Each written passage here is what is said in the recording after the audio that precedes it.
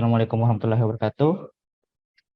Em, Selamat pagi, siang, atau malam, teman-teman semua, kapanpun kalian melihat ini. Oke, untuk e-learning yang sekarang, di sini memiliki judul yakni pengenalan basic sistem informasi geografis, yang mana di sini kita akan memberikan introduction mengenai basic-basic dari sistem informasi geografis secara general atau umum. Pertama, kita harus tahu dulu pengertian dari SIG atau Sistem Informasi Geografis. Yang mana SIG ini merupakan sistem yang berbasis komputer yang digunakan untuk menyimpan, memanipulasi, dan menganalisis informasi geografi. Yang mana di sini untuk SIG itu mengintegrasikan hardware, metode, people, data, dan software. Di sini dengan mengintegrasikan semua hal ini, maka sistem informasi geografis kita bisa sajikan atau lakukan prosesnya. Dan di sini kita harus tahu juga peta, di mana peta ini merupakan gambaran permukaan bumi yang ditampilkan pada suatu bidang datar dengan skala tertentu. Oke, selanjutnya yang penting juga untuk diketahui yakni adalah koordinat reference system, yang mana kita tahu koordinat ini akan menentukan posisi kita di mana, lokasi kita di mana, titik yang kita ingin tuju itu di mana, atau posisi sekarang itu di mana, itu kita bisa dapat melalui koordinat. Nah, namun di sini koordinat ada yang istilahnya koordinat reference system, yang mana ini sistem referensi yang merupakan sebuah sistem yang terdiri dari teori, konsep, deskripsi fisik, dan geometri, serta standar dari parameter digunakan menjelaskan koordinat dari satu atau beberapa titik dalam ruang. Yang mana di sini, misalnya, kalian sudah ada punya peta. Nah, peta ini kalian udah punya sistem koordinatnya apa gitu, ya, yang ada dalam petanya itu. Misalnya, PGS 84. Oh, peta saya punya koordinat reference, yakni WGS 84. Nah, kemudian di lain hal ada juga yang namanya koordinat proyeksi. Mana di sini dari yang awalnya misalnya WGS 84, kita ubah, kita proyeksikan, atau kita lakukan pendekatan. Yang mana biasanya ini sistem proyeksi ini menggambarkan permukaan bumi atau sebagian dari permukaan bumi dalam selembar bidang planar. Di mana di sini kita koordinat yang ada itu istilahnya seperti dilakukan proyeksi. Misal, ada beberapa proyeksi, salah satunya itu diproyeksikan dalam bentuk tabung. Kemudian ada yang bentukan kerucut dan segala macamnya. Nah, kemudian dari bentukan tabung, misalkan udah dapat tabung, kalian bisa misalnya disayat, dipotong, kemudian bisa jadi datar seperti ini. Yang awalnya bumi kan bulat, kemudian diproyeksikan ke tabung dulu, yang terdekat dari si bulat ini apa? Dicoba ke tabung, proyeksikan. Kemudian dari tabung ini dipotong, sehingga bisa dilebarkan jadi selembar bidang planar. Nah, salah satu contohnya adalah UTM. Seperti misal contoh di bawah ini, itu koordinat proyeksi UTM atau dari Indonesia, yang mana di sini ada terbagi menjadi beberapa zona dan juga ada N dan S-nya, yang mana di sini menunjukkan posisinya di utara dan selatan dari hemisfer. Selanjutnya di sini kita harus tahu juga jenis-jenis data geospasial. Jenis data geospasial di sini secara umum itu terdiri dari dua atau ada dua, yakni vektor dan raster. Di mana vektor ini seperti bentukan misalnya ini poin, line, ataupun poligon. Sedangkan raster itu seperti misalnya foto. Foto itu bentukannya raster, yang mana di situ terdiri dari matriks seperti ini, atau pixel-pixel, yang mana di setiap pixel ini punya value. Nah, kemudian di sini untuk vektor sendiri, itu tersusun dari adanya geometri yang tadi, ada poin, line, dan poligon. Dan juga atribut table. Biasanya di dalam vektor itu punya informasi. Misalnya, kalian punya vektor line dari kontur. di dalam line dari kontur ini punya informasi seberapa sih ketinggiannya gitu. Nah, itu akan tersimpan di atribut table. Atribut atau table. Kemudian untuk raster, dia punya value itu tergantung dari apa data raster yang kalian punya. Misal kalau kalian punya data rasternya itu berupa DEM, maka di sini titik-titik yang ada di dalam ini bentukannya adalah elevation. Kemudian kalau misalnya datanya RGB gitu, atau data foto udara, nah maka di titik-titik ini akan nilai yang mewakili warna. Dalam ini, nilai yang mewakili warna, sehingga dari atas kita bisa lihat tuh kenampakan dari bumi kita gitu, atau dari suatu area. Oke, selanjutnya di sini ada layer peta. Yang mana kalau misalnya kita ingin membuat peta misalnya peta tematik, kita biasanya akan mengkombinasikan beberapa layer gitu. Ada data A, data B, data C gitu. Kita kombinasikan, kemudian ditumpuk sehingga memberikan informasi yang lebih lengkap. Misal ini ya, ada digital terrain model.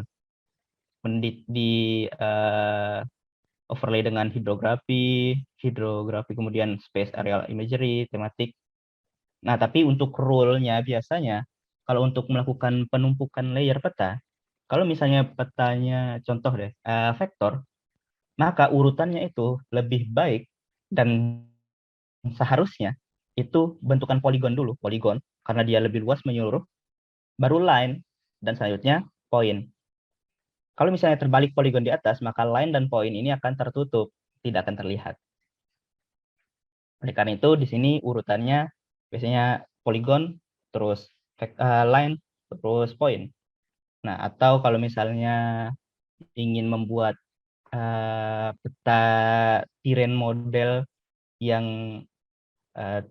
terlihat seolah-olah ada bentukan tinggi rendahnya itu lebih jelas kenampakannya,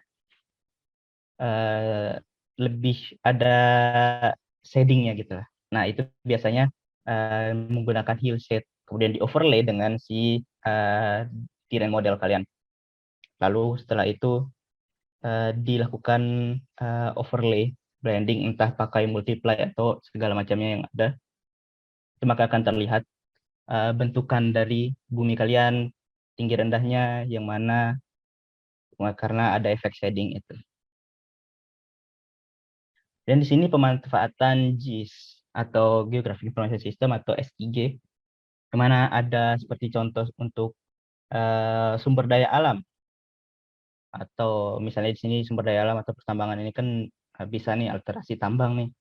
Alterasi tambang menunjukkan di mana sih alterasi misalnya yang berkaitan dengan adanya emas misalnya. Oh, kalau misalnya saya cari emas, mungkin alterasi yang saya cari yang apa gitu misalnya. Apakah pirit kah mungkin segala macam. Kemudian misalnya untuk kebencanaan, terjadinya gerakan tanah, hidrogeologi. Nah, kemudian dari peta-peta ini sebenarnya, dari peta-peta misalnya alterasi tambang, terus hidrogeologi, kita misalnya di geofisika, kita bisa juga membuat dari peta yang udah ada ini, hidrogeologi, alterasi tambang, untuk membuat desain survei, memanfaatkannya. Misal nih, saya ingin melakukan survei geolistrik, maka dari itu, data apa yang saya perlukan? Oke, saya coba lihat, oh hidrogeologi dulu, coba lihat. Terus geologi gimana? Nah, hidrogeologi kita lihat, yang mana sih yang kira-kira aquifer gitu, dari hidrogeologi. Kemudian dari peta geologi, yang mana yang satuan batuan, atau litologi yang merupakan atau yang berpotensi untuk sebagai I'm sorry, yang berpotensi sebagai aquifer gitu. Itu bisa dilihat dari runutan geologinya. Nah, setelah itu misalnya kalian udah dapat, kalian bisa nih untuk ngambil datanya. Nah, kalian bisa jadi acuan untuk lokasi kalian untuk mengambil datanya di mana gitu. Kemudian bisa juga dari hasil peta geofisika, misalnya peta anomali Boger lengkap misalnya yang kalian udah punya, atau peta anomali regional atau residual misalnya. Nah, itu kalian bisa juga membuat bentukan penampakan petanya. Kalian sajikan dalam bentuk peta supaya informasinya lengkap. Ada arah utaranya di mana, kemudian ada legendnya. Nah, itu bisa dijadikan secara lengkap, disajikan secara lengkap. Nah, untuk unsur-unsurnya, pembuatan peta itu seperti berikut.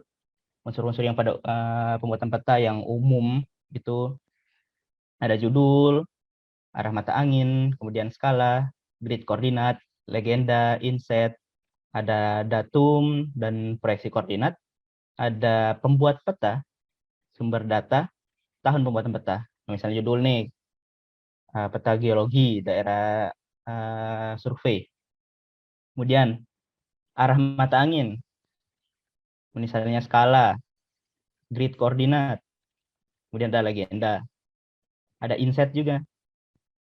Kemudian ada datum proyeksi, di sini ada WGS, UTM 51S proyeksinya. Nah, pembuat peta ini biasanya juga penting dikarenakan siapa ya, kita bisa tahu siapa nih yang buat peta ini. Kalau misalnya ada sesuatu, kita bisa konfirmasikan kembali ke si pembuat peta gitu. Atau kalau misalnya tidak ada, misalnya orang yang sudah tidak ada ya, nah kalian bisa misalnya kalian ambil informasi itu, peta itu sebagai sumber data kalian yang baru, mungkin kalian bisa masukin ke citasi atau segala macamnya. Kemudian di sini ada tahun pembuatan peta. Jadi kita bisa tahu, oh peta ini kapan sih? Apakah ini peta lama gitu? Dan apakah masih masih reliable gitu dipakai untuk sekarang? Misalnya peta potensi gerakan tanah pada Januari 2022. Apakah masih bisa dipakai gitu untuk 2023? Nah, itu kan kita bisa lihat kalau misalnya ada di situ dicantumin di tanggalnya. Otomatis kan kayak ada kemungkinan udah tidak bisa dipakai kan? Kalau dilihat, oh ini tahunnya 2022 dan sekarang sedangkan 2023. Oh berarti peta ini kita tidak bisa pakai untuk yang kondisi sekarang, misalnya seperti itu. Oke, untuk selanjutnya kita langsung masuk saja ke software QGIS ya. Oke, di sini untuk QGIS itu punya interface yang mana di sini di atas ada tool, tool di atas ini, kemudian ada menu-menu yang juga berupa berisi tool, misalnya layer, settings, plugin. Nah, yang mana plugin ini kita bisa mendownload additional, misalnya kita ingin memproses apa dan kita butuh itu, tapi tidak ada di bawaan QGIS-nya, maka kita perlu plugin. Misalnya untuk klasifikasi supervised misalnya, supervised atau unsupervised. Oh, misalnya nggak ada di bawaan QGIS-nya. Oke, saya cari di Python, sorry. Di plugin, saya cari di plugin, oh ada. Misal bisa di-download itu. Misal juga, oh ya, tapi ini harus terkoneksi internet ya. Misal juga kalian ingin download best map, kan bisa cari juga. Misal yang penting salah satunya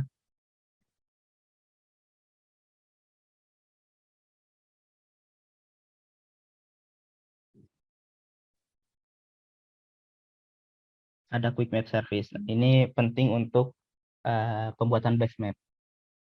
Karena di sini udah disediain base map-nya, kita bisa tinggal klik aja dan muncul gitu. Tapi ini juga harus terkoneksi internet kalau untuk pakai si plugin quick map service ini.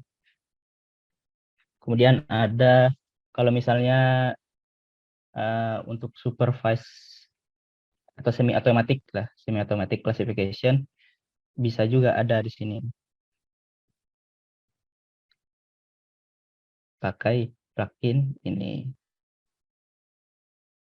Dan ada banyak, misalnya ZSAKA ini juga classification untuk data yang kalian punya untuk diklasifikasiin menggunakan istilahnya ya machine learning lah kita sebutnya. Seperti ini random forest, SVM, seperti itu. Oke, kemudian di sini ada layer gitu. Nah, untuk susunannya sendiri punya saya udah agak berubah sih. Kemudian di sini ada menu, bukan menu, maksudnya ada window di sini layer atau part dari UI-nya QGIS ini ada layers. Layers di sini ya nanti layer apa aja yang kalian import itu akan muncul di sini. Di sini ada browser. Nah, mungkin kalau misalnya yang baru buka QGIS-nya layer sama browser ini agak apa numpuk gitu ya, atas bawah gitu. Nah, kalau saya atur jadi satu ini aja, tinggal di swipe gitu, pindah-pindah. Nah, seperti ini. Nah, kemudian di kanan ini ada menu atau part yang berupa processing toolbox. Sini bisa kalau misalnya kosongan seperti ini bisa dinyalain. Nah, tapi kalau misalnya yang gear ini nggak ada, yang toolbox ini nggak ada, nah kalian aktifin dulu di plugin ini. Misalnya nggak muncul, kalau case-nya nggak muncul, ada di bagian install. Di sini ada processing. Di centang muncul dia di atas ini.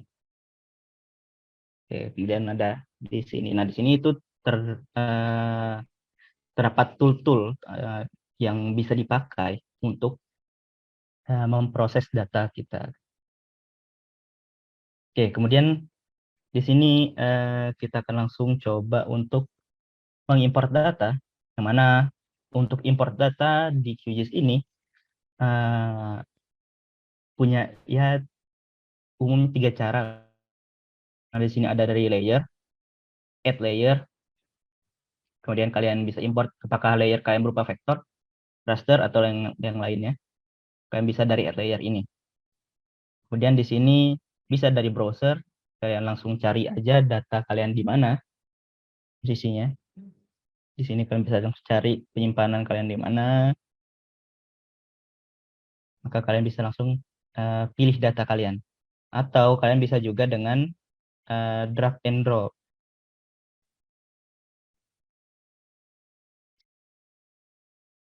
Oke, sekarang kita coba untuk mengimport data. Mana di sini kita akan coba import data vektor dengan cara drag and drop. Di sini kita pilih data vektornya yang mana, misalnya ini untuk administrasi kecamatan, tarik, oke, maka dilepas di sini. Akan muncul data SHP-nya atau filenya. Di sini akan tampil. Kemudian seperti yang tadi dijelaskan juga, di setiap data vektor ini nanti ada yang namanya attribute table. Itu bisa aja attribute table ini nanti kosongan sampai 0 gini, atau ada informasinya kayak gini, kejuara, nama name objeknya, kemudian segala macamnya ini, shape area, shape length, ini ada tersimpan di sini gitu. Nah, kalau misalnya di QGIS ini kita bisa melakukan styling, atau kita bisa uh, mempercantik tampilan lah, atau menampilkan data-data kita dengan lebih baik gitu. Nah, di sini kita akan mencoba membeda-bedakan gambar warnanya, warna dari setiap kecamatan. Maka di sini kita bisa pilih categorize, name object, kecamatannya. Tinggal diklik classify, yang al ini bisa dihilangin, kemudian oke. Nah, maka akan tampil seperti berikut. Di setiap kecamatan akan ada warna yang berbeda. Kemudian kalau misalnya di sini kita ingin menampilkan labelnya, itu bisa properties, label. Bisa pilih single label, Nah, kita ingin menampilkan label apa, namanya apa, kecamatan misalnya ini kan, apply. Nah, seperti ini. Nah, tapi kalau misalnya, oh masih kurang bagus terlihat, kalau misalnya yang warna ini, warna tulisannya hitam, di atas tulisan apa, save file yang warnanya gelap, maka dia tidak terlalu terlihat. Tapi kita bisa tambahkan buffer. Misalnya kita kasih buffer, warna buffernya di si putih misalnya.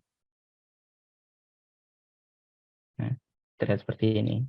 Kalau misalnya terlalu tebal buffernya, saya kurangin. Right. Nah, seperti ini. Nah, kemudian di sini, oh, saya juga pengen lihat base map-nya juga, misalnya. Oh, kalian bisa juga tambahkan base map. Kalau misalnya kalian sudah download plugin Quick Map Service tadi,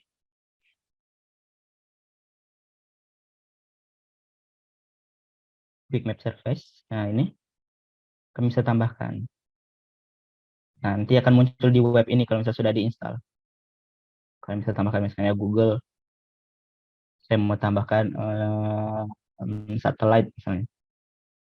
Nah, di sini. Nah, jangan lupa juga karena di sini eh, yang kita petakan itu kita harus tahu posisinya di mana. Maka koordinatnya juga kita harus definisikan. Kalau misalnya masih di sini bawa unknown, kita ganti dulu unknown ini. Kalau jadi WGS84 misalnya. Oke. Nah, maka di sini di bawah sini akan ada koordinatnya terpampang. Kalau misalnya kita arahkan kursor kemana, itu akan terpampang. Nah, oke, selanjutnya kita coba import data raster. Nah, ini yang Google Satellite juga ini termasuk raster. Tapi di sini melalui plugin si Quick Map Service ini. Nah, yang selanjutnya kita coba mengimport raster ya, terlebih dahulu. Misalnya untuk di sini raster yang saya punya DM Jawa Timur. Kita bisa juga tarik drag and drop.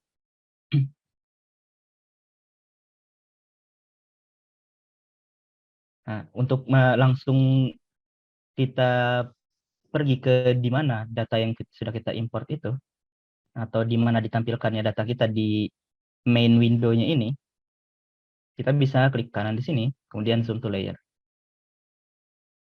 Di sini kita bisa dapat raster dari uh, Jawa Timur.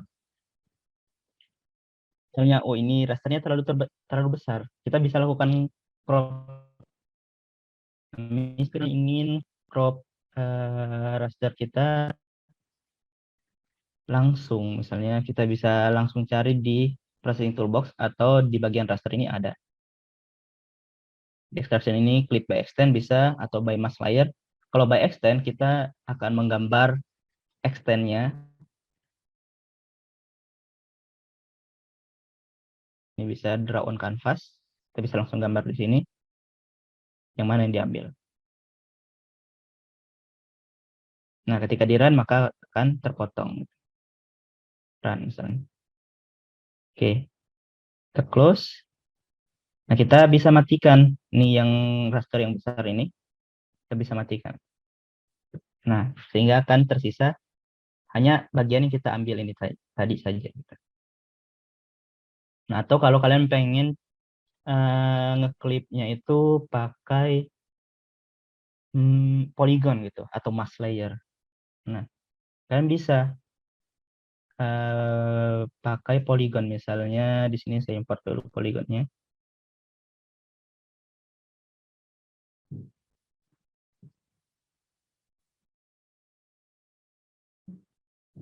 AOI misalnya. Oke, nah kita ingin mengambil atau melakukan clipping atau crop raster kita, DEM kita hanya pada dalam zona dari AOI ini aja. Nah, maka kita bisa klip, bisa dicari di sini misalnya klip, sama aja dengan yang tadi, bisa pakai clip by mask layer. Nah, input layernya kita pakai yang DEM yang besarnya tadi, CRS-nya, Coordinate Reference System-nya, XS84, oke, di run. Close, coba matikan. Nah, kita dapat DEM yang sesuai sama area yang kita inginkan. Kemudian kita bisa styling juga untuk DEM ini. Yang stylingnya gimana? Kita bisa klik 2 kali di DEM-nya itu atau klik kanan properties. Nah, di sini karena bentukannya hitam putih kan. Nah, di simbologi ini menunjukkan single band gray. Maka kita pengen, oh kita coba ada warna gitu. Kita bisa pakai single band pseudo color. Misal di apply. Nah, ini misalnya yang kita punya gitu dari DEM yang kita punya. Jadi di sini untuk daerah tinggiannya itu yang ditunjukkan oleh lebih ke merah dan pink. Di sini pink. Kemudian daerah yang rendah ditunjukkan oleh warna biru misalnya. Oke, di sini juga kita bisa atur min sama maksimumnya. Misal 0 sampai 3.500.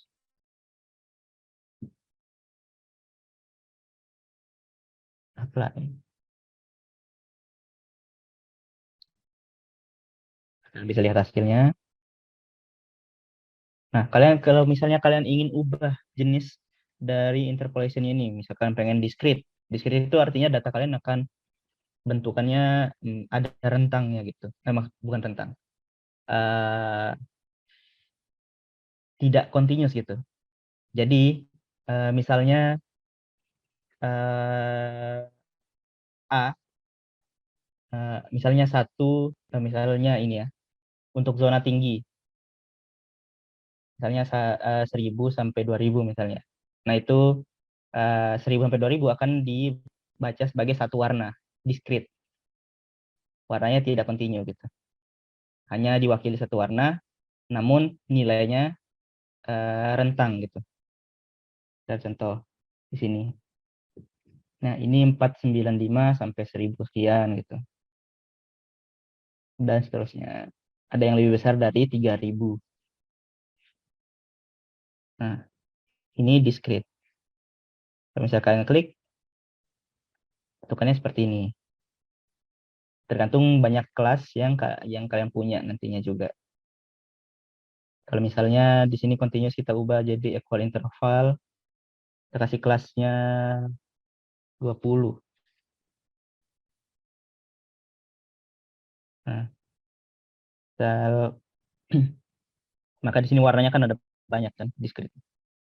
20. Kalau misalnya dikasih 50 misalnya. Kita lihat kan ada perbedaan. Nah, itu discrete. Kalau exact value ya cuma nilai itu aja yang akan ditampilkan. Misal 0 ya 0 aja yang ditampilkan nilai 0 itu. Oke, coba misal linear artinya kalau misalnya antara 0 sampai kita punya warna nih di sini 0 sampai 71. Nah, maka warna yang selanjutnya di sini karena linear ya, dia akan dikontinuous dia. Akan diinterpolasi. Misal 0 ini biru banget, 71 ini nggak terlalu biru gitu. Nah, nanti akan warna ini bergradasi berubah terus sampai 71 gitu.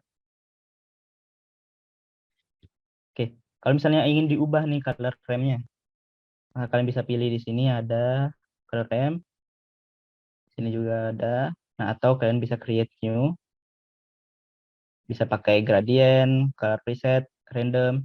Nah, atau kalau misalnya udah ada kalian pengen yang udah ada gitu, yang opsinya lebih banyak, kalian bisa pakai ini katalog Spacity. Di sini opsi dari color remnya itu akan lebih banyak. Dan saya pakai BCYR. Oke. Sini saya ganti 925, saya kasih equal interval misalnya ya. Apply. Nah, tampilan seperti ini. Ini saya ganti lagi yang 100 ya.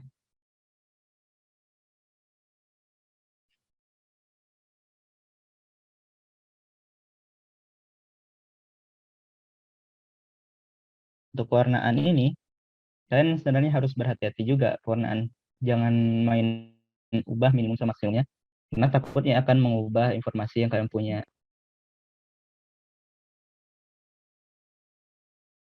Nah, misalnya sini kan, oh yang biru ini 100. Jadi seolah-olah kayak yang biru ini, yang zona yang biru banget ini, 100 semua elevasinya 100 meter semua. Kan padahal tidak juga kan gitu. Nah, jadi di situ harus agak berhati-hati. Oke, itu untuk klip. Kemudian di sini eh, kalau misalnya kalian lihat misalnya AOI yang seperti ini. Nah, ini kita bisa bikin sendiri bentukan-bentukan ini, poligon dan segala macam itu kita bisa bikin sendiri. Nah, untuk bikin sendirinya itu kita bisa pakai tool yang ada di sini, new shape file, atau bisa pakai lewat menunya, menu barnya ada di layer, create layer, create new shape file. Nah, ini sama saja. Oke, misal ini. Kalian tentukan file name-nya, kalian simpan di mana. Misalnya ini, tes. Geometrinya apa kalian pengennya. Nah, kalian bisa misalnya pakai poligon, kalau misalnya bentukannya poligon. Atau line, kalau misalnya kalian pengen line. Atau point, kalau misalnya kalian ingin bentukannya point. Ini new field, kalian bisa masukin fieldnya apa gitu. Nah, ini dan misalnya kalian isi apa kayak fieldnya, misal elevasi bisa, atau kalau enggak, misalnya untuk peta geologi, misalnya nanti peta geologi, kalian digitasi dan bisa isi di sini eh, satuan batuan misalnya,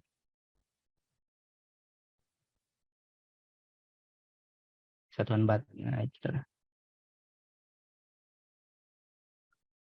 Nah, tipenya apa? Apakah teks, apakah number, apakah tanggal? Kalian bisa atur. Setelah itu kalian bisa add tulis. Oke. Setelah itu kalian oke. Dan sudah ada nambah di sini. Oke. Nah, di sini kalian select dulu misalnya tes ini ya. Baru untuk bisa membuatnya, kalian toggle editing terlebih dahulu. Klik yang pensil. Nah, di sini kita misalnya pengen bikin di mana? Di sekitar sini misalnya. Kalian bisa klik yang sini, add polygon. Nah, yang bikin misalnya klik kanan untuk selesainya. Salah satu tentuan A. Oke, seperti itu. Nah, satu hal lagi, untuk nge-save, kalian bisa klik Save Layer Edit.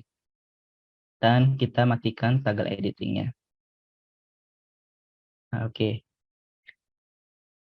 Nah, kalau misalnya kalian punya data geologi nih, data peta geologi, tapi dari data peta geologi kalian, yang kalian pengen digitasi seperti ini, misalnya digitasi, bikin jadi save file, itu misalnya tidak ada informasi koordinatnya. Maksudnya masih formatnya JPEG gitu, JPG. Nah, itu informasi spasialnya itu masih belum ada koordinatnya dari sekian sampai sekian gitu. Tidak ada. Jadi kalian harus lakukan georeference istilahnya. Kalian bisa lihat dari menu raster ada georeferencer. Kalian klik, kemudian kalian tambahkan si raster yang JPG tadi. Misalnya ini Turen. Oke, nah akan seperti ini. Cara untuk georeferensinya ini, di data yang kalian punya, harus kalian tahu juga informasi di mana. Misalnya ini kan ada nih grid koordinatnya, jadi enak nih untuk lakukan georeferensi. Misal ini eh, berapa? Oke. Kita akan coba georeference dari peta geologi Turen ini. Kita akan klik di ujung-ujungnya ini, ujung-ujung dari peta ini, untuk membuat eh, peta kita yang peta geologi ini kita punya peta geologi itu sehingga dia punya informasi koordinatnya. Oke, kita klik. Nah, is-nya berapa? 112. Nah, untuk penulisannya ini bisa beragam. Misalnya ini 112 derajat 30 menit. Nah, untuk penulisannya 112 derajat 30 menit, kalian bisa pisah pakai spasi. Atau kalau misalnya formatnya derajat desimal, kalian bisa pakai titik, 0,5 kan, itu derajat desimal. Nah, kalau misalnya ini pakai derajat menit gini, ya tinggal kasih spasi aja, enak, lebih mudah. Nah, kemudian Y-nya, di sini 8 derajat. Nah, tapi lihat ini, selatan, lintang selatan. Nah, karena dia selatan dari hemisfer, kita kasih negatif 8. Oke, kembali ke ujung, satunya lagi. Untuk georeference sendiri, eh, ada beberapa cara yang bisa kita pakai indikasi. Misalnya ini, kalau misalnya ada koordinat ini kan mudah nih. Kita klik-klik ujungnya, kita ketik koordinatnya. Nah, tapi kalau misalnya tidak ada, nah maka kita harus cari apa sih yang bisa dijadiin patokan gitu. Misal nih, yang sesuatu yang posisinya nggak akan berubah dalam waktu yang lama. Gitu. Landmark apa misalnya, atau misalnya yang umum juga, kalau misalnya yang paling mudah itu ada eh, persimpangan jalan, itu bisa dipakai. Seperti persimpangan jalan gitu, itu bisa dipakai. Nah, kalau misalnya yang prinsipnya kayak gitu, nggak ada kayak gini, kalian lihat, oh persimpangan jalan di peta yang saya punya ini, data yang peta yang saya punya, itu di mana? Diklik, terus kalian bisa pilih from map canvasnya itu di mana dia posisi aslinya. Kalian bisa klik lagi itu di kanvas yang kalian punya. Sehingga dia akan otomatis eh, memindahkan titik yang ini, yang ada di peta ini, pindahkan petanya sehingga titik ini match dengan titik yang ada di kanvasnya. Itu. Ini kita ketik. Oke. Nah, kalau misalnya kotak gini tuh sebenarnya ujung kiri sama ujung kanan itu udah bisa gitu. Maksudnya cuma 2 titik sebenarnya udah bisa reference. Kalau bentukannya kotak kayak gini tuh mudah. Tapi lebih bagusnya lagi ya semuanya diketik, ditaruh tuh, informasinya biar lebih akurat.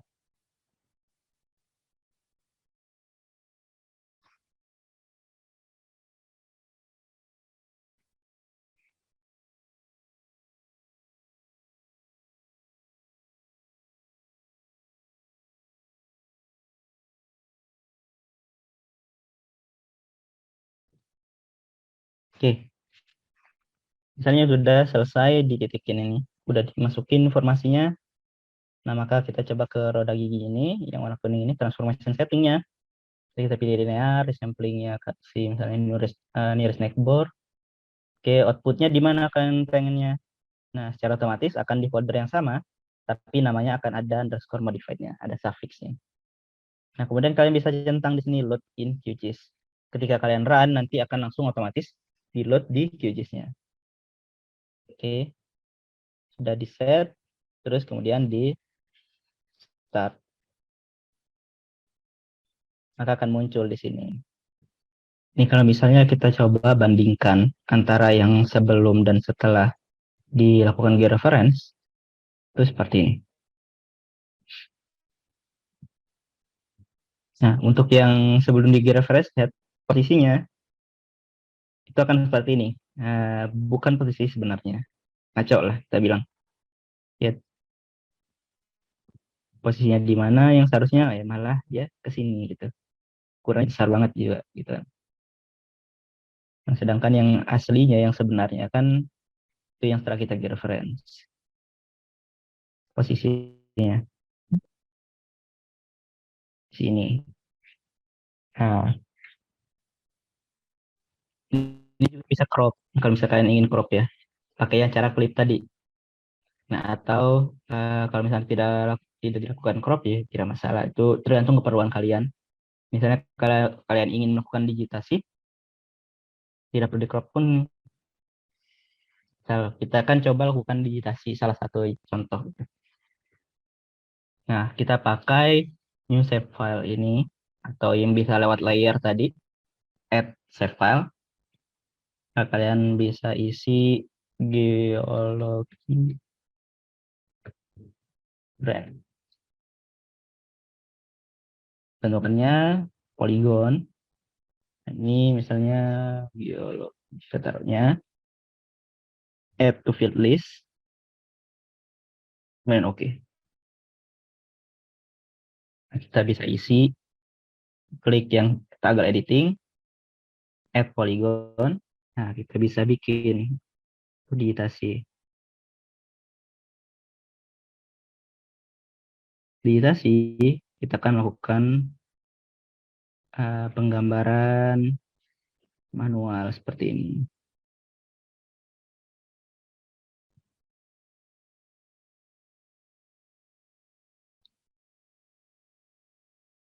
Nah, jadi semua uh, yang kita punya di sini, satuan batuan yang kita punya, akan didigitasi seperti ini gitu. Bisa dilakukan digitasi seperti ini. Nah, geologinya apa di sini?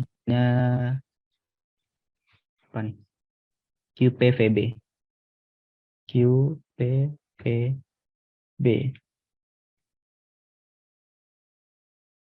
Terus oke. Akan uh, ada seperti ini. Untuk yang lainnya bisa juga dibikin. Itu bisa kalian buat untuk sehingga nanti yang kalian dapat itu save file seperti ini. Ketika sudah bentuk save file, kalian bisa ubah semau kalian, itu bebas. Gitu. Dan mau apakan itu informasi itu, apa kalian langsung buat petanya, dan juga kalau misalnya sudah digitasi ketika pembuatan peta nanti, untuk legendnya bisa lebih otomatis gitu.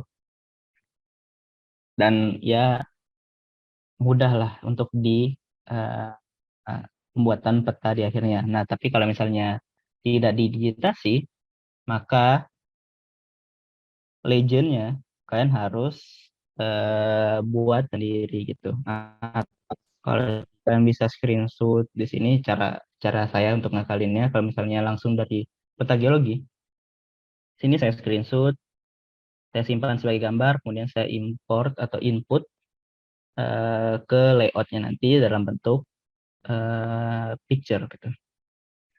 Untuk legendnya. Oke. Nah, selanjutnya, kalau misalnya contoh salah satu proses processing atau pengolahan dari data raster yang kita punya. Di sini kan ada banyak tool-tool di sini, banyak tools.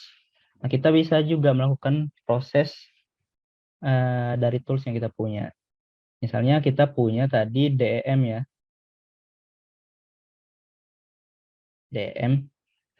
Nah, kita pengen lihat kalau misalnya kita ini ya pengen lihat penampakannya gini. Yang mana sih yang rendah, yang tinggi. Nah, tapi kalau berdasarkan itu sebenarnya bisa ya kita lihat. Tapi kalau misalnya secara visual masih agak kurang menarik gitu. Yang untuk membedakan tinggi sama rendahnya ini.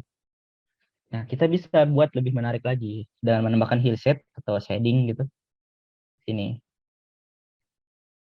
Nah, cara untuk menambahkannya, kita bisa buat terlebih dahulu hillsetnya. Bisa kita ketik di sini kalau misalnya eh, mau cepatnya hillset, kita cari klik.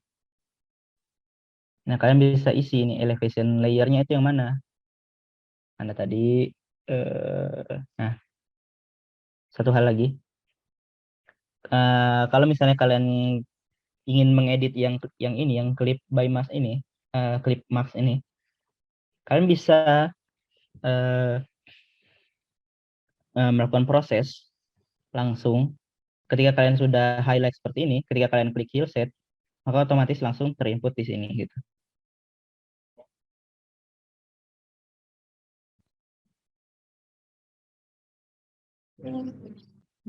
Nah, kalau misalnya yang kalian klik yang ini, ketika kalian klik heal set, maka yang bagian bawah ini yang akan masuk langsung ke sini, ke elevation layernya.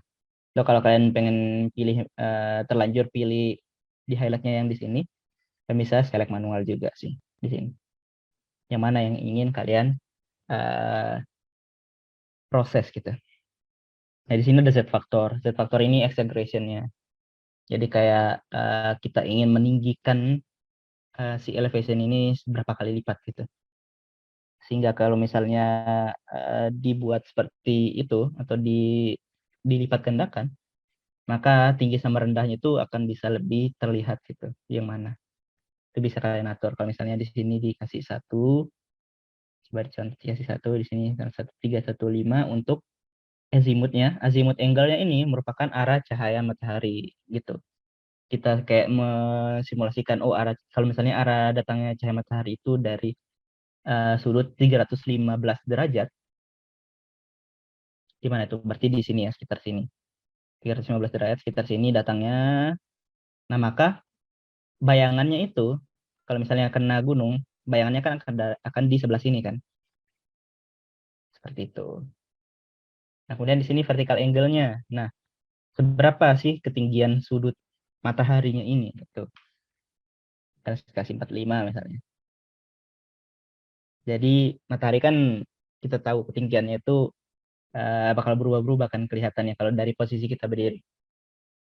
Ada sudutnya. Kayak misalnya dari pagi atau siang misalnya itu tepat banget di atas kepala. Bisa kita sebut misalnya 90 derajat gitu kan. Nah, ini kita mencoba simulasikan kalau misalnya ketinggian matahari itu 45 derajat. Gitu. Oke, kehadiran. Nah, karena di sini saya tidak melakukan specify outputnya di mana, dan kayak yang klip tadi juga, saya tidak specify outputnya itu di mana, maka dia akan disimpan sebagai temporary.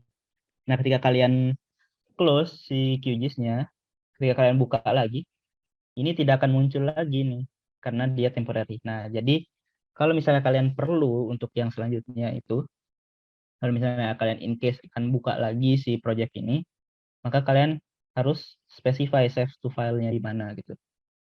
Misal di sini dikasih heal set.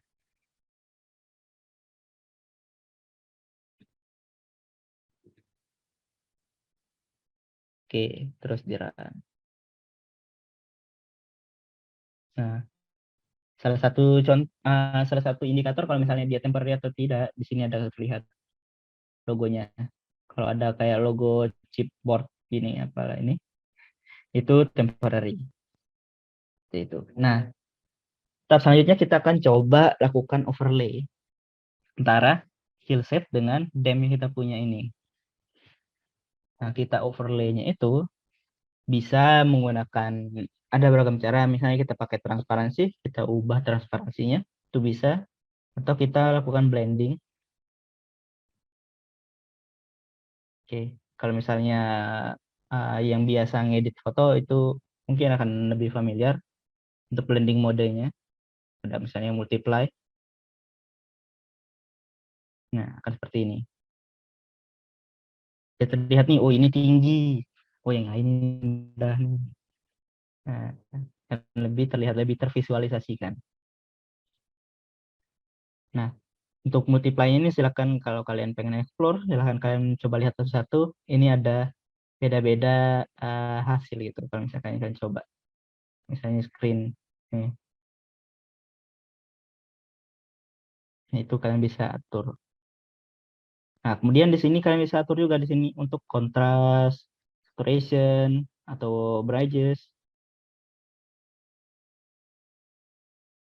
Misalkan lebih terangin lagi gitu, itu bisa.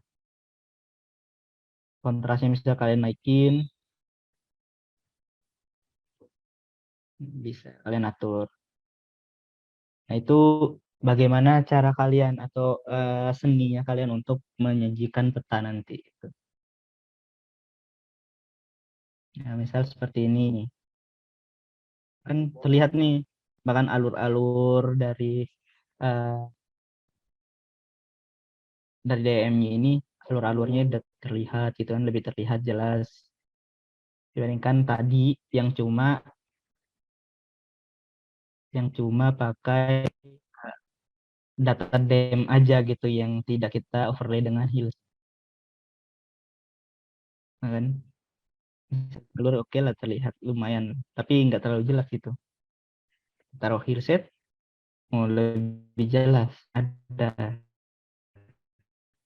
oh ini kawahnya misalnya ada terlihat misalnya, dan segala macamnya. Nah, dari situ kalian bisa menilai, oh di sini zonanya tinggi nih, kalau misalnya ini dan kelihatan suram gitu. Oke, kalau misalnya kayak gitu, apakah nanti misalnya kalian bikin desain survei, itu kita akan jalannya itu memotong kontur ini atau agak memutar gitu misalnya. Nah, itu kalian bisa jadikan skema kalian atau perencanaan kalian untuk misalnya lakukan survei nanti. Nah, ini salah satunya hillset. Nah, kalau misal kalian ingin lihat slope gitu atau kemiringannya, kalian bisa juga bikin slope. Nah, klik slope. Nah, Z faktor ini sama tadi exaggeration. Dan oke, close.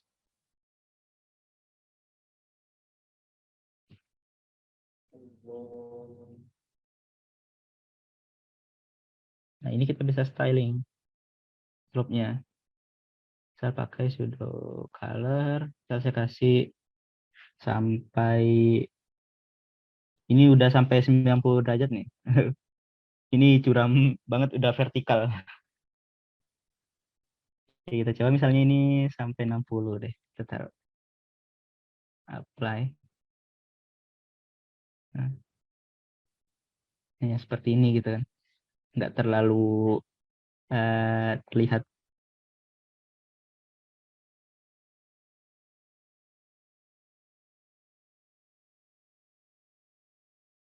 Karena dominannya di sini tuh datar tadi.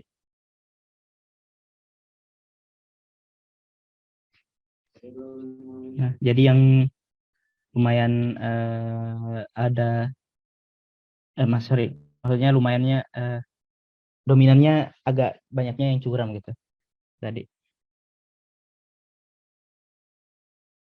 sekitar sini kan. Kita bisa coba lihat lagi, kita ulang. Oh ya, kalau misalnya slope biasanya saya pakai yang jedal ini, karena kita bisa atur gitu. Slope-nya itu kita pengennya bentukannya persen kah atau derajat gitu. Kalian bisa atur itu.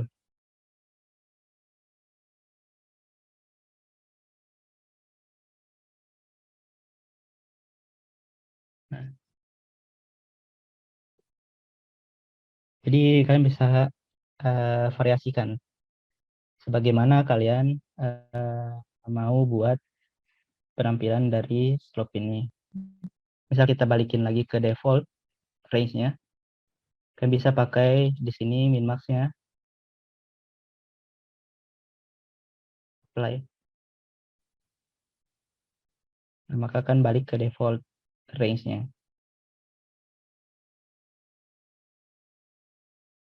Seperti itu. Oke,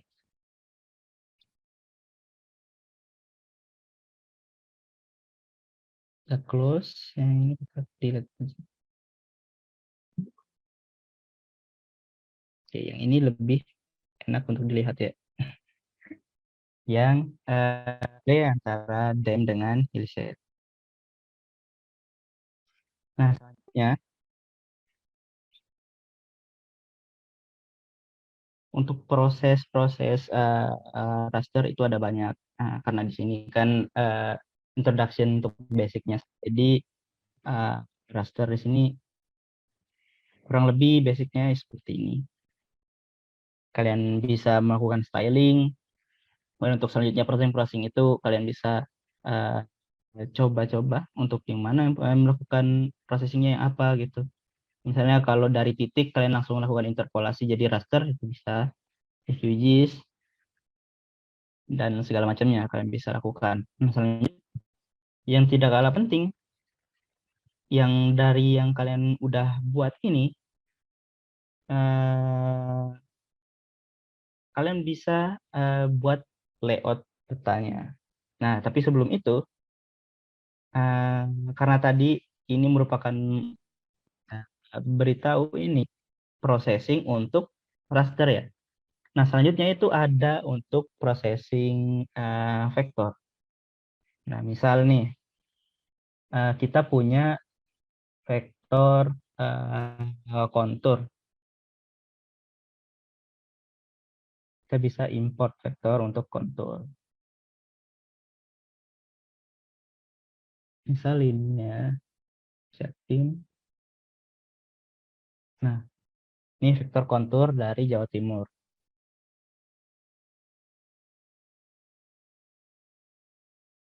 Nah, kita bisa styling juga konturnya supaya lebih menarik.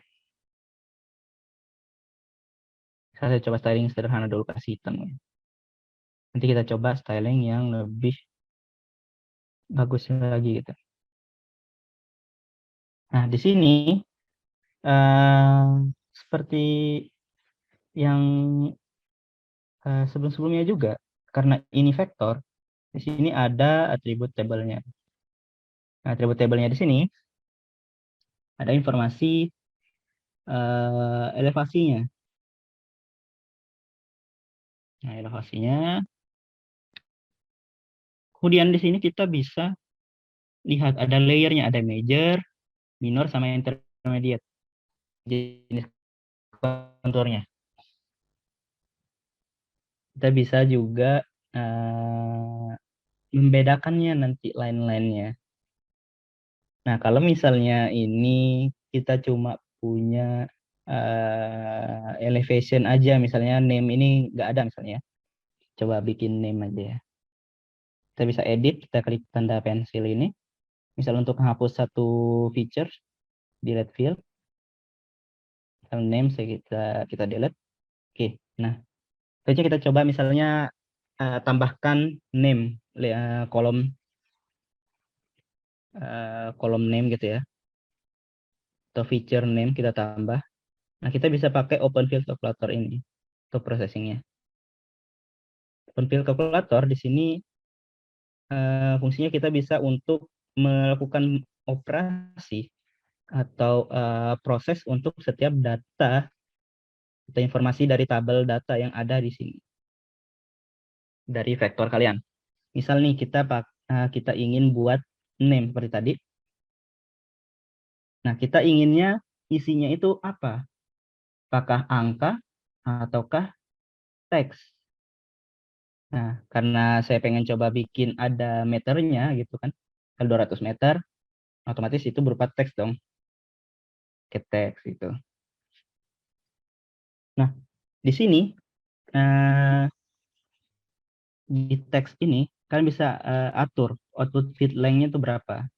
Jadi panjang dari angka atau huruf yang kalian akan input di setiap selnya ini atau setiap baris ini. Itu berapa? Misalnya ini 200 itu 3. Nah, kalau misalnya kalian setnya di sini 3, misalnya ada 1000, maka akan terpotong.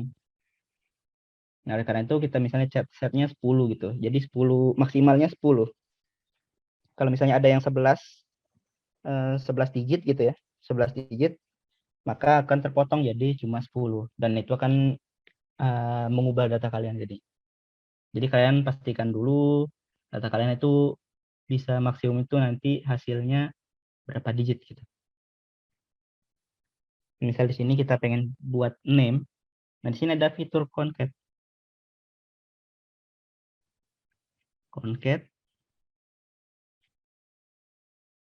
seperti Excel lah kita ini ya. Kita bisa pilih fieldnya. Di sini kita pilih fieldnya, dasar fieldnya tadi elevation kan. Elevation, terus koma, kita ingin tambahkan huruf apa di belakangnya misalnya. Ini spasi M, berarti akan ada tambahan spasi dan M gitu. Nah, seperti ini ada previewnya 0 meter gitu kan. Setelah itu kita bisa klik OK. Nah, atau cara lain bisa juga elevation, pakai tanda ini. Kemudian untuk teks petiknya 1, kasih M. Nah, kan ada preview seperti ini juga sama.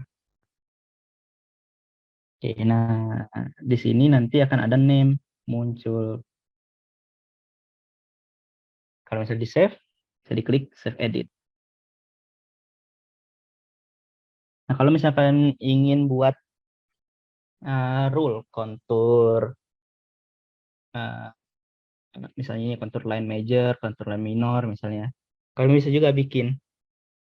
Nah, kalau kalian ingin buat seperti itu, kalian bisa atur di sini. Kalian bisa pakai misalnya if,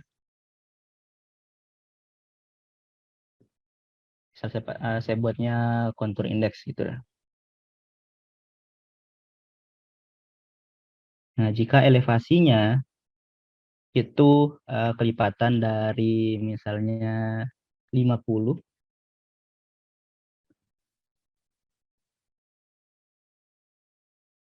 maka saya kasih nama kontur indeks misalnya. Selain itu, saya kasih nama kontur. Nah, ini misalnya kontur teks. Nah, ini elevasi, jika elevasi eh, merupakan kelipatan 50, atau kalau istilahnya di sini modulo, ketika dibagi dengan 50, sisanya 0, artinya kan kelipatan 50. Maka dinamakan kontur indeks. Selain itu, dinamakan kontur aja gitu. Misal ini kita ubah lagi deh. Apa ya? 150 coba. Karena ini konturnya bukan saya yang bikin sendiri juga nih. Jadi saya nggak tahu kelipatan aslinya itu berapa.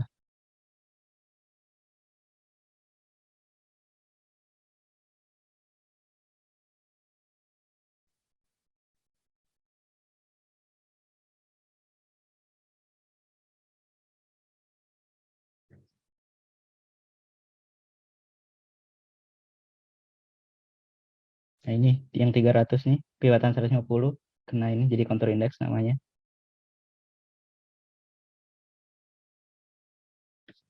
Oh ada ya kelipatannya tadi. 400.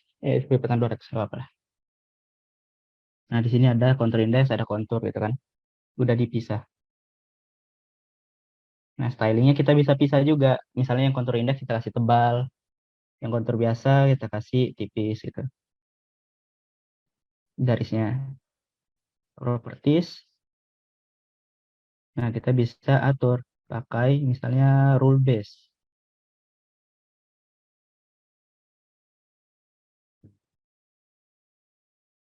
Tadi dulu.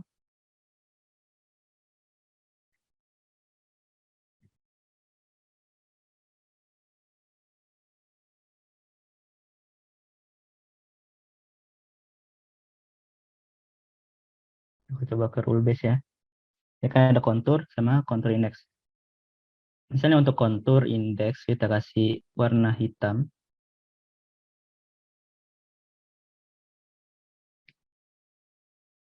Tapi garisnya lebih tebal. 0,35 misalnya. Dan untuk kontur warnanya kita kasih scroll. Kalau kita kasih hitam juga, tapi ini kita kasih misalnya 0,2, lebih tipis. Nah, kemudian di sini yang dia tampilkan di sini kita bisa atur.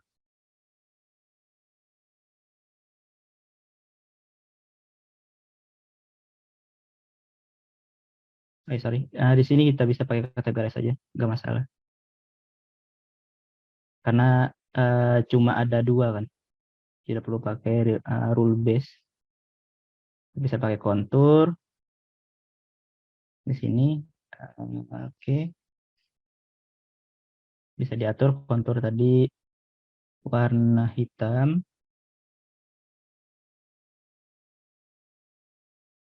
Oke, terus 0,2. Nah, kontur indeks tadi warna hitam juga.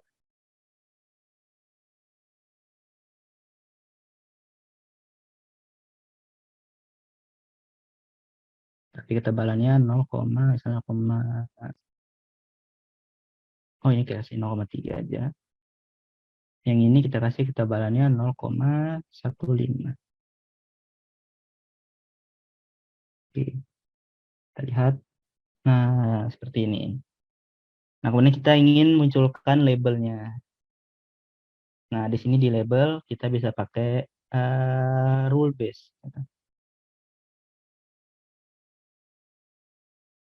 Nah, kita tambah. Jadi, kalau misalnya kita ingin membuat kontur, tampilan kontur, yang kita kasih label itu yang di bagian kontur indeks saja gitu. Misalnya seperti itu, maka di sini kita bisa pakai filternya ini, expression, kita bisa pilih fieldnya itu kontur. Nah, field kontur ini kan ada isinya kontur sama kontur indeks. Nah, kita ingin ngasih nama ke label di kontur ini saja. Kita bisa pakai sama dengan kontur indeks.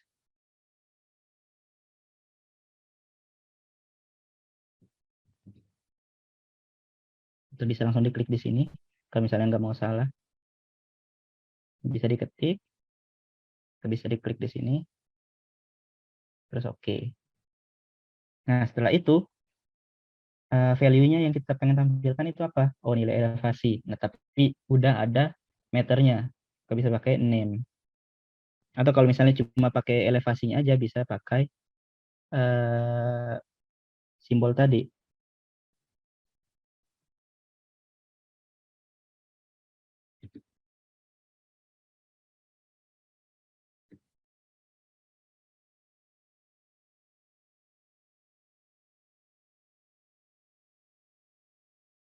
Nah, elevation, tanda garis 2, bukan tanda garis miring ya ini. Cuman karena dia italic sendiri situ. Nah, kayak tadi. Elevation terus M gitu. Jadi 0 meter gitu kan. Bisa langsung gitu. Atau langsung pakai name yang udah dibuat tadi. Bisa juga. Apply. Nah, muncul nih huruf-hurufnya. Nah, kita coba styling lagi. Kita scroll ke bawah. Teksnya kita kecilin ukurannya misalnya 7. Kita kasih buffer. Untuk buffernya kita atur 0,3. Kita bisa atur juga placementnya. Paralel ke curve, del curve. Ini online. Atau above line aja misalnya. Bisa dan bisa sesuaikan. Nah, kalau misalnya terlalu kecil, bisa diatur lagi tadi.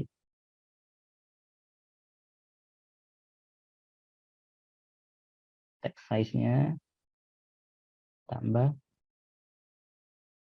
pakai warna hitam. Oke. Nah, misalnya gini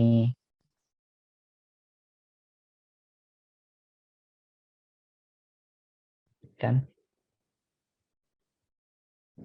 Nah, kalau misal kalian pengen buat dia pas tepat di garisnya, bisa kalian pilih placementnya tadi online.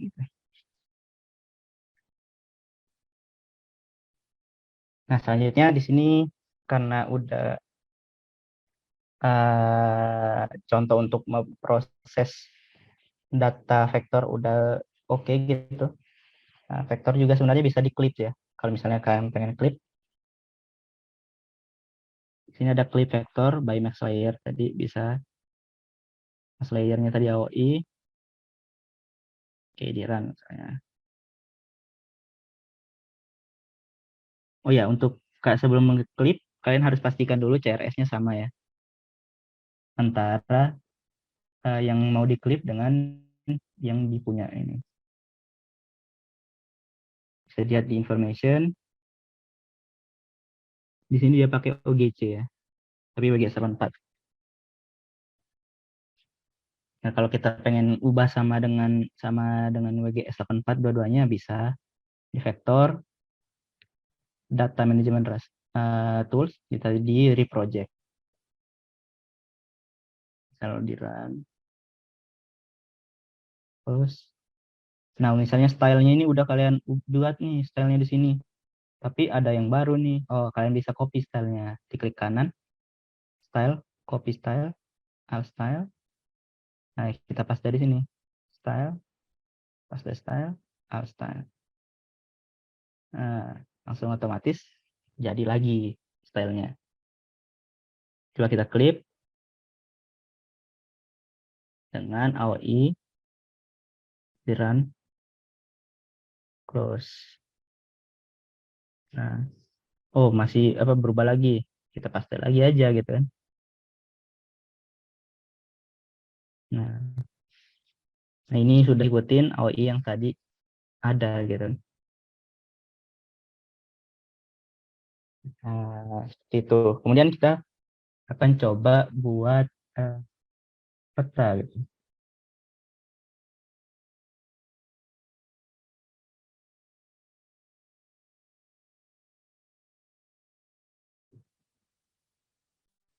Oke.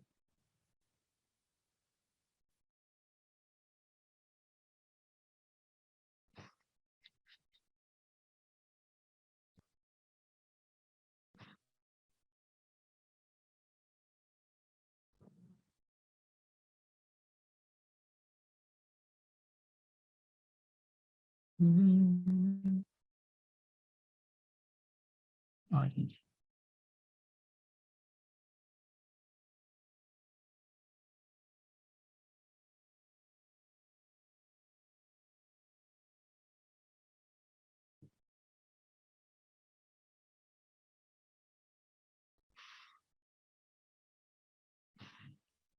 Peta geologi kalian pengen buat ada teksturnya juga gitu. Kalian bisa tekstur yang mana yang tingginya bisa pakai yang tadi. Cuman warnanya akan agak berubah ya. Nah, akan agak berubah kan warnanya. Nah, itu aja perlu diperhatikan kalau misalnya kalau kalian eh geologi yang kalian bikin seperti itu. Yang kalian overlay dan misalnya pada sudah kita masukin koordinat.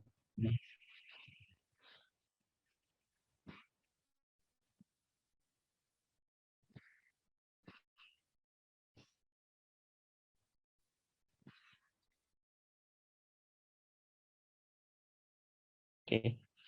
Nah, selanjutnya kita akan coba layoutingnya. Nah, cara untuk layouting kalian bisa langsung klik Ctrl P aja, atau kalau tidak bisa dari menu project, new print layout. Seperti itu. Ctrl P, kasih nama layout kalian. Bisa juga kosong, nggak apa-apa. Tapi ya lebih baik kalian kasih nama ya.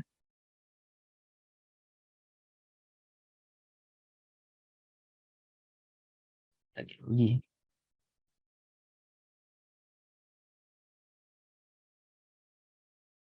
Nah, kalau sudah gini, untuk menambahkan peta, kalian bisa pilih yang ini, add map. Kan di sini ada banyak tool tuh di kiri. Bisa add map, sorry, add map 3D. Add map. Nah, kalian bisa sesuaikan posisinya di mana, bentukannya seperti apa gitu.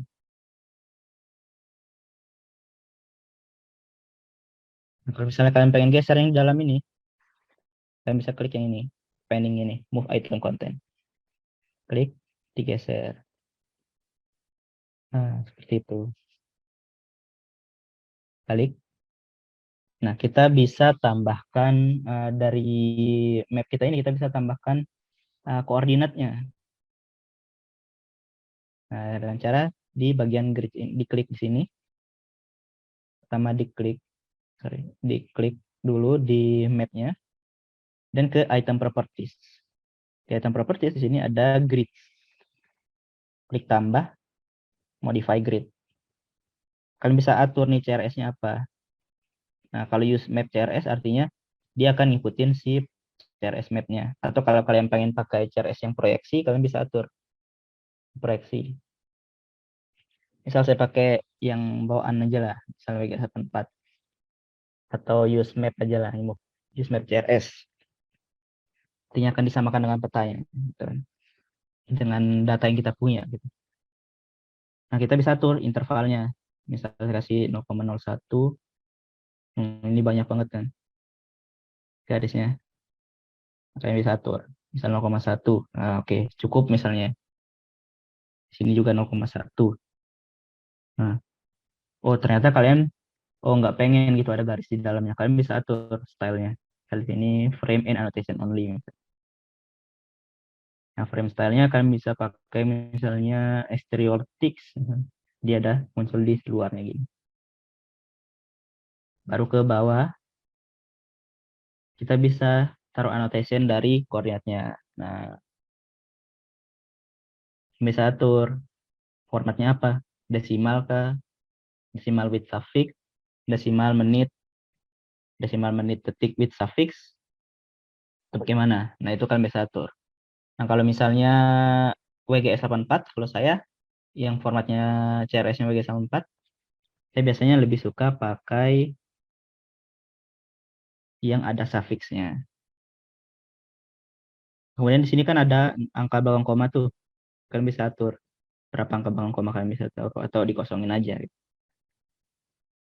Nah, terus di kiri nih sama kanan sama-sama horizontal nih. Oh, kita bisa ubah jadi vertikal. Modify. Nah, left-nya ini kita bisa pilih horizontalnya jadi vertikal, misalnya vertikal ascending misalnya. Kanannya juga. Nah, jadi berubah dia. Oke, selanjutnya kita nambahin apa lagi? Nambahin title gitu. Unsur-unsur peta, ingat. Oke, besaran.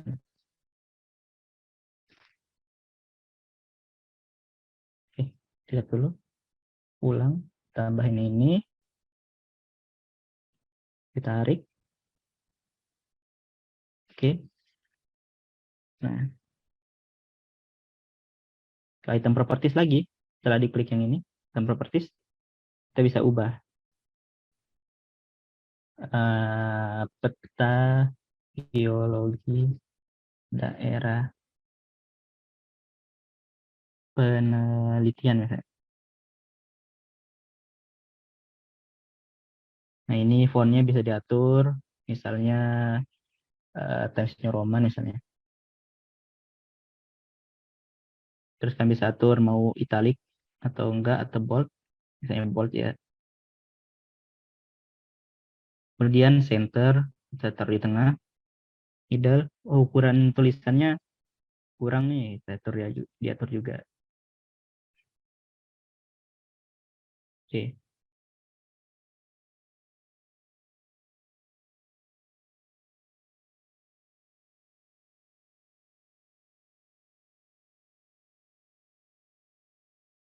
Nah, kayak gini. Kemudian kita tambahkan arah mata angin.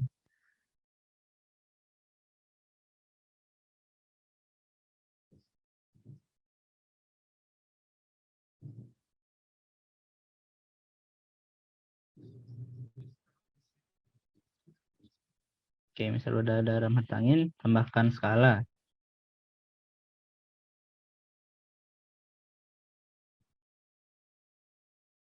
Nah, karena ini peta geologinya kayak gini ya, tadi kita bisa tambahin legendnya. Nah, tapi karena yang ini bukan yang vektor yang dibuat di digitasi manual, maka di sini kalau misalnya kalian add yang ini, add legend, nah maka kan tidak akan muncul gitu yang masing-masing dari satuan batuannya ini. Kalau misalnya kalian edit, bisa dihapus yang nggak perlu, yang nggak dipakai, diklik, terus klik tanda minus,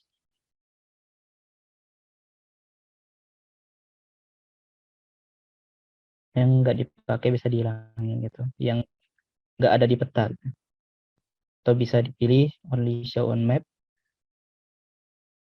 Nah, jadinya kan kayak gini nih, red, green, blue nih RGB si bentukannya. Padahal seharusnya kan masing-masing satuan batuan nih kan yang peta geologinya. Nah, oleh karena itu, kalau misalnya yang bentukan dan digitasi manual, kalian lakukan cropping aja gitu dari peta geologinya yang asli untuk legendnya. Baru kalian masukin insert as picture, itu bisa. Atau lebih, kalau misalnya mau dilakukan untuk digitasi manual, itu nggak masalah, itu lebih bagus. Menurut saya itu akan memberikan hasil yang lebih bagus.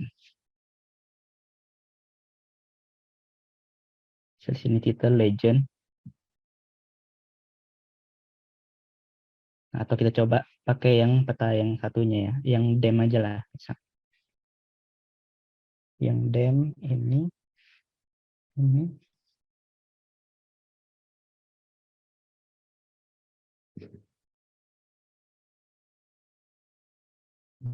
area sini.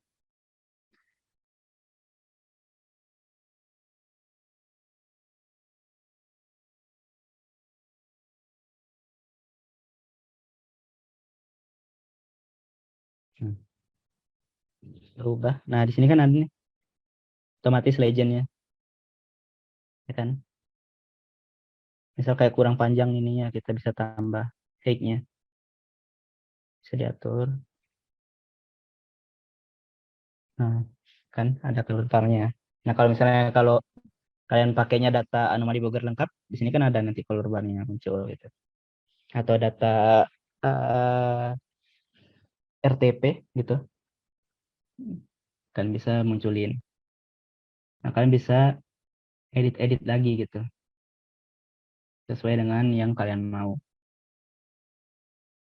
Misalnya ini kita ubah jadi peta namanya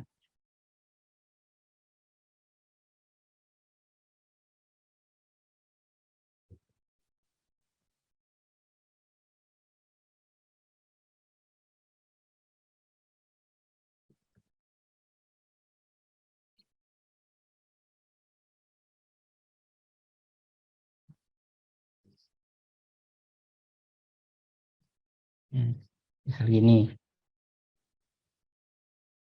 Kita edit legendnya lagi, kita balik ke yang select item, klik. Nah, yang mana kita pengen edit, misalnya ini klip, ini kita ubah namanya, kita klik 2 kali, ganti namanya jadi misalnya elevasi misalnya. Dalam kurung satuannya meter kan.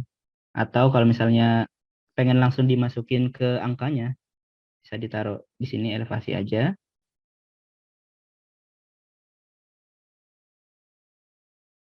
Terus di sini klik 2 kali, suffixnya bisa kasih meter gitu kan. Di bagian yang warna ini diklik 2 kali, suffix kita kasih spasi meter. Nah, kemudian ini kan ada band 1 gray, kita pengen hapus. Kita klik di band 1 gray, klik tanda minus, hilang. Kill setnya, kita hapus misalnya, hilang. Nah, jadi misalnya legendnya cuma kayak gini misalnya, satu bar aja gitu. Nah, kemudian kalian mau nambahin apa lagi? Misalnya nambahin inset. Nah, kalau kalian ingin nambahin inset, di sini kalian lock dulu si mapnya. Kalian lock layers, lock style for layer, udah nih terlock. Nah, baru kita add map yang baru gitu. Nah, tapi sebelum itu kita lihat di sini, kita bisa hilangin dulu yang ininya. Nah, kita munculin base mapnya misalnya ini.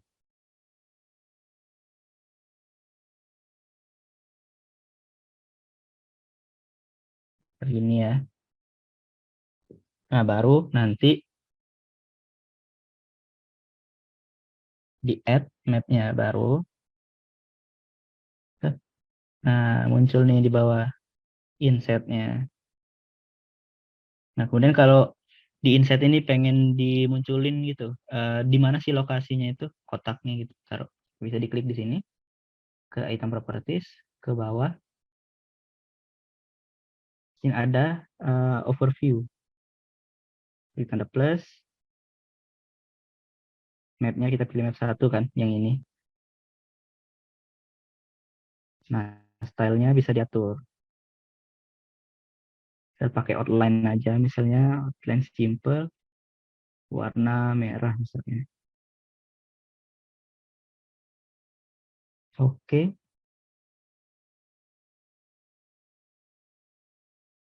sudah.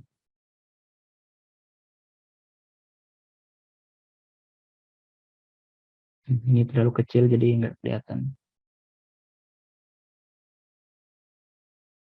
Sama target.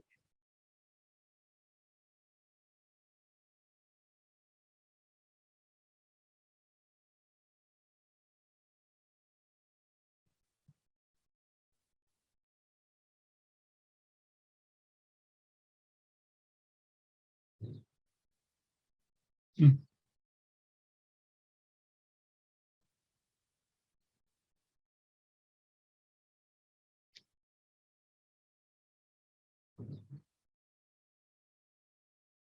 saya lupa nyalain tadi. Stroke line. Ada muncul. Nah, ini insetnya. Saya dikasih frame. Oke.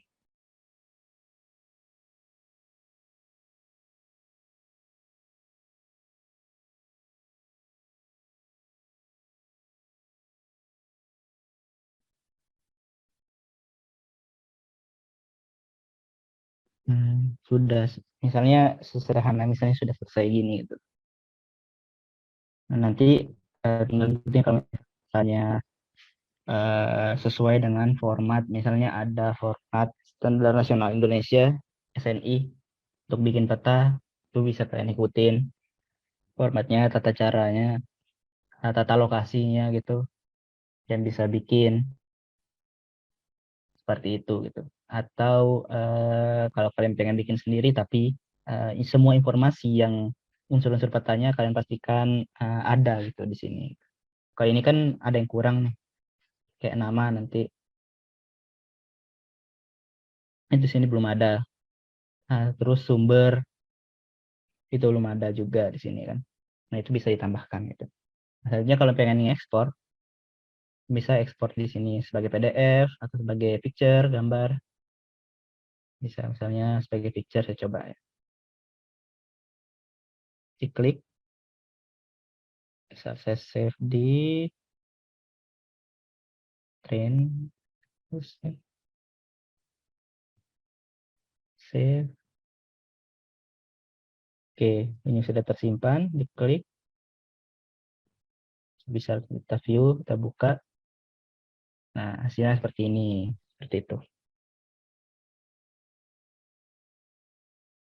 Nah, jadi di sini pembuatan peta ini untuk kita sebagai geofisikawan itu penting karena di sini kita bisa memetakan kalau misalnya ada